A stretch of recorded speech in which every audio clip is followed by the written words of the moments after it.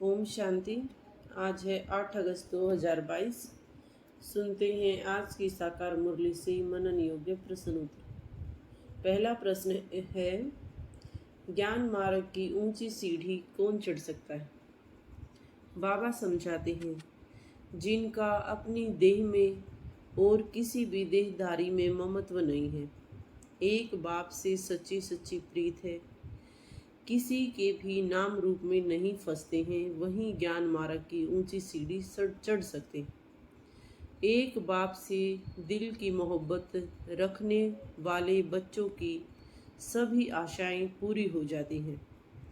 नाम रूप में फंसने की बीमारी सबसे कड़ी है, इसीलिए बाप दादा वार्निंग देते हैं कि तुम बच्चों को एक दो के नाम रूप में फंसकर अपना पद भ्रष्ट नहीं करना है।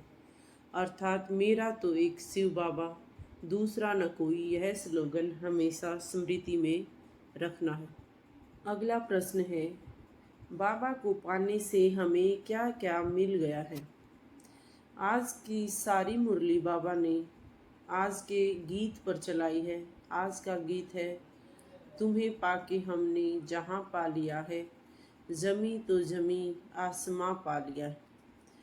इस पूरे गाने का अर्थ समझाते हुए बाबा हमें एक एक लाइन का अर्थ बताते हैं कि बाबा को पाने से हमें क्या क्या मिला है। बच्चे जानते हैं कि बेहद के बाप से ब्रह्मा द्वारा हम बच्चे सारे विश्व की बादशाही ले रहे हैं। आसमान तो क्या, सारी धरती, उसके बीच सागर नदियाँ सब कुछ आ गया। हम आपसे सारे विश्व की बादशाही ले रहे हैं, पुरुषार्थ कर रहे हैं। कल्प कल्प हमने यह वर्षा आपसे लिया है और अब फिर से ले रहे हैं। तुम जानते हो, अभी हम बेहद के बाप से फिर से बेहद के स्वर्ग की बादशाही ले रहे हैं। इस बादशाही को कोई भी हमसे छीन नहीं सकता। भारत को ही अविनाशी खंड क्यों कहा है? भारत को बाबा ने अविनाशी खंड कहा है क्योंकि यहाँ पर परम पिता परमात्मा आते हैं। आजकल तो वंदे मातरम भी गाया जाता है, अर्थात भारत को माता कहा जाता है, भारत माता, क्योंकि भारत ही अविनाशी खंड है। तो भारत तीर्थ सबसे महान हुआ, तो सारे भारत की वंदना हम सबको करनी चाहिए। परंतु यह ज्ञान किसी में भी नहीं है, क्योंकि वंदना की जाती है पवित्र की। बाप कहते हैं वंदे मातरम, अर्थात तुम शिव शक्तियाँ हो जिन्होंने भारत को स्वर्ग बनाया है। हर एक को अपनी जन्मभूमि अच्छी लगती है, तो तुम्हारी जन्मभूमि सबसे ऊंच सबसे पवित्र यह भारत है, जहाँ बाप आकर सबको पावन बनाते हैं। पतितों को पावन बनाने वाला एक ही बाप है, बाकी और सारे विनाशी खंड है, एक भारत ही अविनाशी खंड। अगला प्रश्न है, किसी के नाम रूप में फंसने से हमारा क्या नुकसान हो सकता है? बाबा हमें समझाते हैं कि तुम्हारी यह सारी पढ़ाई भविष्य पद के लिए है, तुम्हारा सारा पुरुषार्थ नई दुनिया के लिए है, तो तुम्हें केवल एक बाप को ही ज़्यादा से ज़्यादा याद करना चाहिए। बहुत बच्चे हैं जो एक दो के नाम रूप में फंसते रहते हैं, तो उनकी शिव बाबा की याद कमज़ोर पड़ जाती है, क्योंकि जिससे प्यार करेंगे वही याद आता रहेगा। वह ऊंच पद वाली सीढ़ी चढ़ नहीं सकेंगे, बल्कि नाम रूप में फंसने की एक बीमारी उनको लग जाती है। तो बाबा वार्निंग देते हैं कि एक दो के नाम रूप में फंसकर अपना पद भ्रष्ट नहीं करना है। औरों का कल्याण भले हो जाए, परंतु तुम्हारा कुछ भी कल्याण नहीं हो सकता। अपना अकल्याण कर बैठते हो। जिस प्रकार से बाबा पंडितों का मिसाल देते हैं, जो बहुत नाम रूपों में फंसकर अपना पद भ्रष्ट कर लेते हैं। बाबा के मिलने से ही हमारे उम्मीदों के दिए कैसे जग जाते हैं।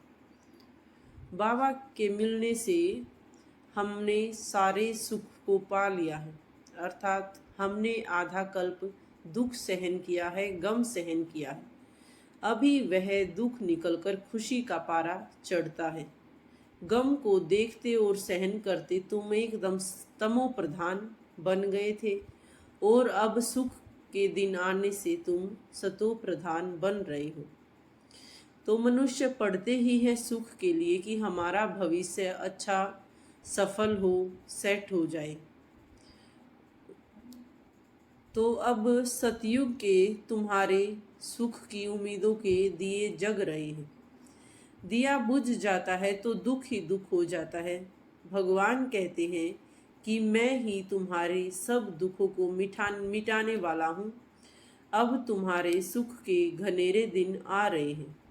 पुरुषार्थ कर बाप से पूरा पूरा वर्षा लेना है। जितना अब लेंगे तो हम कल्प कल्प के उतने ही वर्षे के अधिकारी बनते चले जाएंगे। बाबा के ज्ञान में नए पुराने में कोई भी फर्क क्यों नहीं है? तो गीत में एक लाइन आती है कि जब से मोहब्बत हुई है।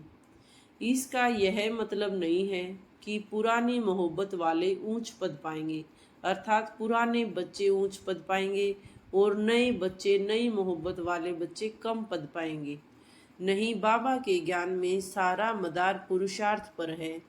देखा भी गया है कि बहुत पुरानों से जो नए बच्चे हैं वो ज़्यादा तीखे निकल जाते हैं, क्योंकि उन्हें पीछे आने से समय के महत्व का पता होता है और मेहनत करने लग पड़ते हैं। उन्हें पॉइंट्स भी सहज ही तैयार मिलती हैं। इसी प्रकार से तेज पुरुषार्थी ही आगे बढ़ पाएगा और ऊंच पद पा सकेगा।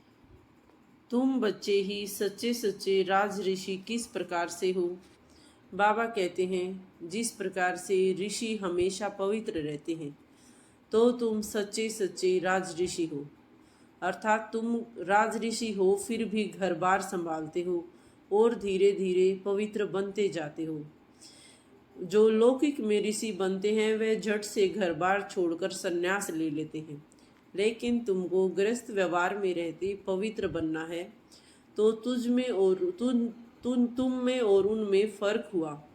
तुम जानते हो कि हम इस पुरानी दुनिया में बैठकर नई दुनिया का वर्षा ले रहे हैं, नई दुनिया के लिए पवित्र बन रहे हैं, राज ऋषि बन रहे हैं।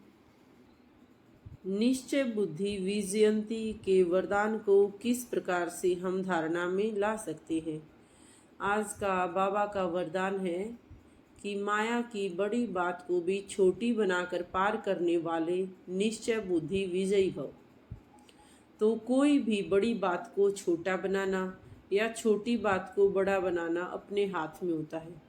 किसी किसी का स्वभाव होता है छोटी बात को भी बड़ा बना देना, और कोई बड़ी बात को भी छोटा बना देते हैं। तो माया की कितनी भी बड़ी बात सामने आ जाए, लेकिन आप उससे बड़े बन जाओ तो वह छोटी हो जाएगी। अर्थात स्वस्थिति में रहने से बड़ी परिस्थिति भी छोटी लगेगी। साक्षी दृष्टा बनकर ऊंच स्थिति में स्थित हो जाओ तो उस पर विजय पाना सहज हो जाएगा। समय पर आपको यह ज्ञान की पॉइंट याद आए कि मैं कल्प कल्प का विजयी रतन हूँ, तो इस निश्चय से ही आप सदा कल्प कल्प के लिए विजयी रतन बन जाएंगे। आज का स्लोगन है, वरदाता को अपना सच्चा सच्चा साथी बना लो तो वरदानों से झोली भर जाएगी। आज की मुरली से स्वमान है, मैं कल्प कल्प का विजयी रत्न हूँ, और तुम्हें पाके हमने जहाँ पा लिया, जमी तो जमी आसमां पा लिया। धन्यवाद। ओम शांति, ओम शांति, ओम शांति।